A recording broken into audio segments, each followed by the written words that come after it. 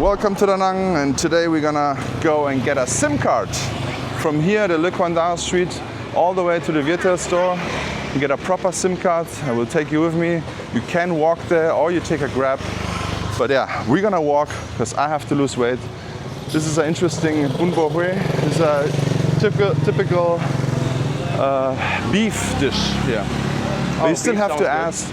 You still have to ask if there's pork in there or not. I'm not sure. But there's definitely, there's also lots of non-porky things here. Yeah, this is important for those who are not eating pork or vegetarian. I'm actually, I ate so much pork here, but at the moment I'm a little bit worried because there is some kind of African swine flu. That's what I'm reading in there. Jesus Christ. And this is, lots of pigs were killed. So this is what I read today. So I'm not sure what's happening there. Maybe I will. You will skip the pork part, huh? Maybe I will skip it for a month or something. At the moment, I'm eating. I don't eat pork at the moment because I eat only chicken or steaks. Chicken, steaks, and healthy stuff at home. So it's not even affecting me at the moment. Yeah. Let me make you a meal plan, bro. Yeah. My wife is fitter than you, bro. Oh wow. Yeah. Okay, I said nothing. She's a gym instructor. Yeah. Okay. You got abs, bro? Yes. I do. All right, you got abs. Okay. She lost. She only has 4. Okay, lots of restaurants here on the left side. Or if you want to eat some vegan, this is also very popular vegan food. And lots of vegans love this thing here, this restaurant. Wow. Specialized in sandwiches, pizza, burrito, and smoothies. All right.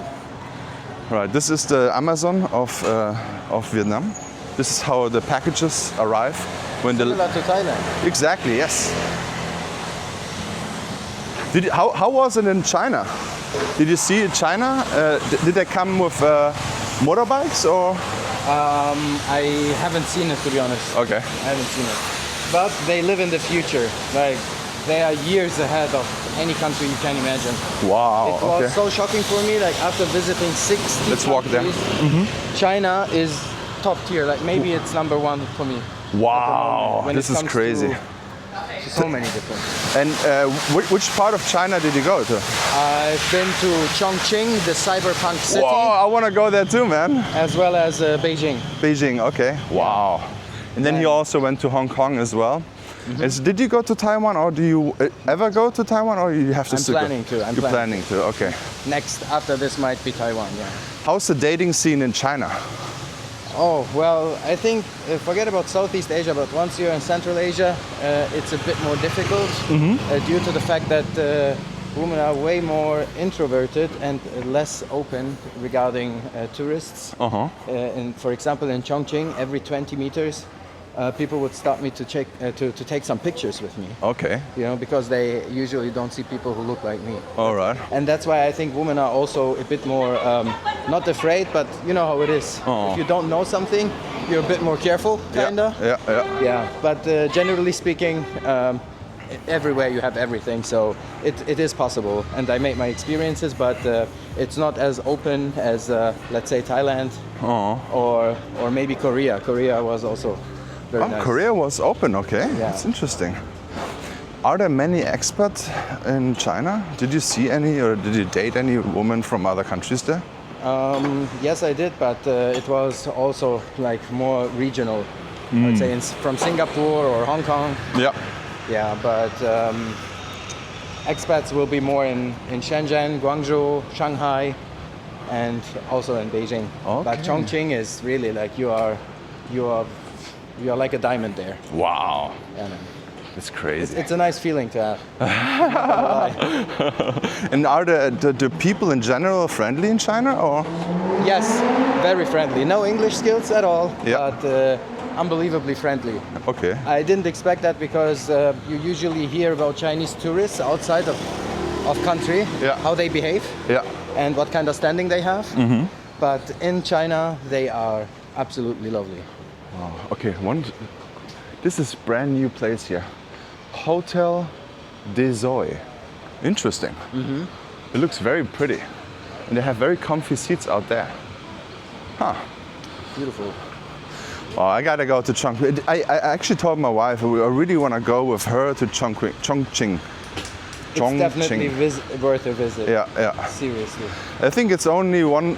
You have to have a stop somewhere, but usually you can go through Hong Kong or even Hanoi. I think.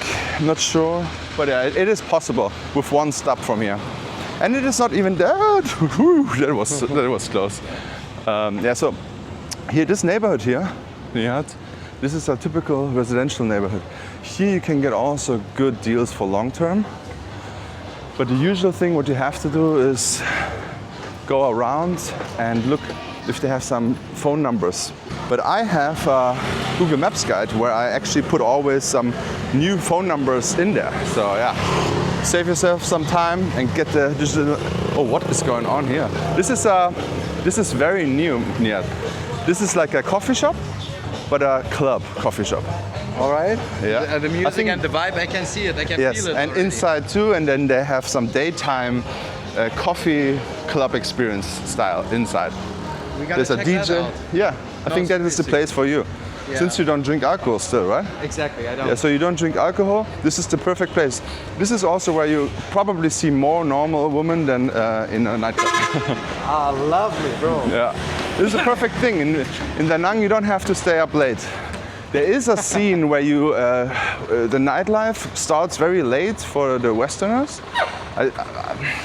It's very interesting. I have to check it out again for myself. Usually I'm already in bed by 12. So yeah, big construction site over here. Oh wow, look at this. Nexus House Antung Da Nang. It's gonna be a bushy paradise. Wow. For a nice rooftop over there. Yeah, but as you can see now, we just walked a little bit in your first day here, and it is very, very, lots of construction, right? A lot of construction. Have you seen anything like that anywhere in the world? That much construction? Not in that density, no. All right. Yeah.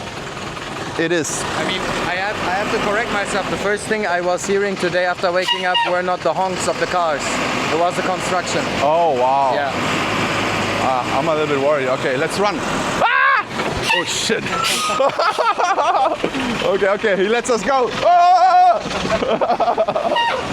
oh man. Near death experience. Yes, and here again. Oh. You have to be never be on your phone and walk. Yeah, right. It's the same like Mexico with the streets. One time in Mexico I ran against a metal bar. Because I'm tall, but you're not that tall. You don't have the problem, man.